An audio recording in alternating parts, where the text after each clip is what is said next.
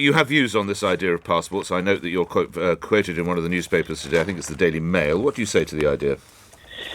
We've got to be extremely careful about this. It's right that the government's consulting.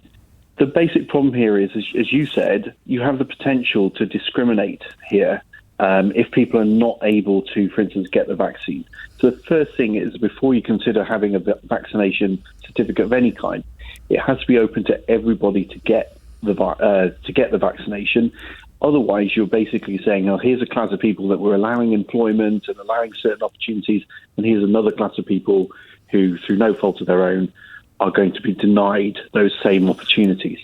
So we have to get past that. And the second thing we need to know is, what's this going to mean in terms of data? What's this going to mean for people who don't have mobile phones?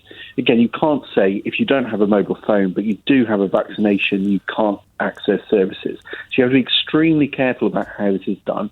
Let's put a stamp in their passport. Let's put a stamp in folks' passports. Not everybody has a passport. So, there comes a point, respectfully, Mr. Killock, where you get yourself, if you want to live as normal a life as we'll ever have again, you get yourself a mobile phone or you get yourself a passport, and if you don't want to do that, that's fine, but you can't go to the theatre. That's down to you. You can't be quite as so you have to offer people some kind of solution. I just have.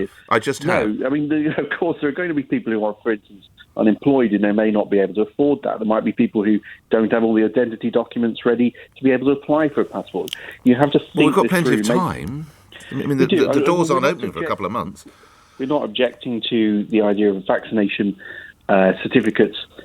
In principle, never, this must not happen. We're just saying... All right, okay. I'll tell you another way of doing it. Sure we turn it into you'll be far younger than I am, but we turn it into what was like a library card, which was absolutely free when we used to have things called libraries, where we used to have things called books, and it is universal to everyone. It costs you nothing. You turn up with proof of address, proof of who you are, and you get your vaccine passport. How about that? Yeah, that might well work. I mean, if you can make it unobtrusive and you don't make it a condition, that you're not able to get a vaccine, and therefore you can't have a vaccine passport, and therefore you can't do certain things. So long as you make sure these things don't end up discriminating against large sections of the population, that's fine. The other thing you've got to be wary of is identity cards by the back door, because this could be sort of tied to big systems, end up as a massive collection data. Let's worry about that when the pubs and theatres are open, surely, Mr. I'm just thinking of but there are millions of people whose jobs are on the line, Mr. Killock. This is a time when we are reconstructing society. I know, but and you mustn't just Mr. fall Killock, into the trap of... There are millions of people whose jobs are on the line here. They won't have work if we don't get them into theatres and bars.